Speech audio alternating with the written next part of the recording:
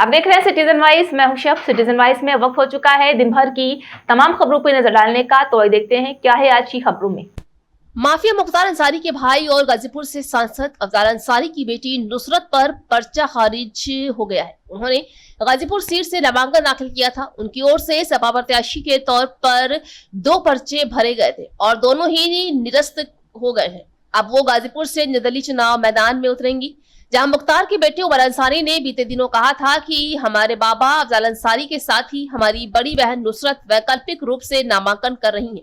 कानूनी वजह से अफजाल अंसारी चुनाव नहीं लड़ पाए हैं तो नुसरत चुनाव लड़ेंगी। वहीं अफजाल के केस की हाईकोर्ट में सुनवाई चल रही है। उम्मीद है कि हमारे साथ इंसाफ होगा। सब्स्टिट्यूट कैंडिडेट की व्यवस्था है। उस केस में जो मुख्य कैंडिडेट होते हैं, यदि उनका पर्चा स्वीकृत हो जाता है तो सब्स्टिट्यूट कैंडिडेट का स्वतः ही निरस्त हो जाता है।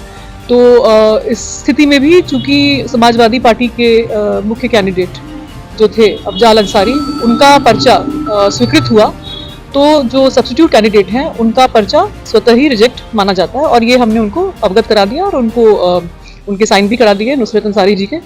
और इस प्रकार से जो समाजवादी पार्टी के वैलिडली नॉमिनेटेड कैंडिडेट हैं वो अफजाल अंसारी हैं। बीजेपी पर हमला बोलते हुए उन्होंने कहा था कि पूर्वांचल की कई सीटों पर भारतीय जनता पार्टी का पता नहीं लगेगा। हमारे पिता की मौत के बाद लोग काफी आहत और गमगीन हैं। लोग हर मुद्दे को लेकर इस पर वोट देने जा रहे हैं। गाजीपुर की जनता तीसरी बार इतिहास बनाने जा रही है।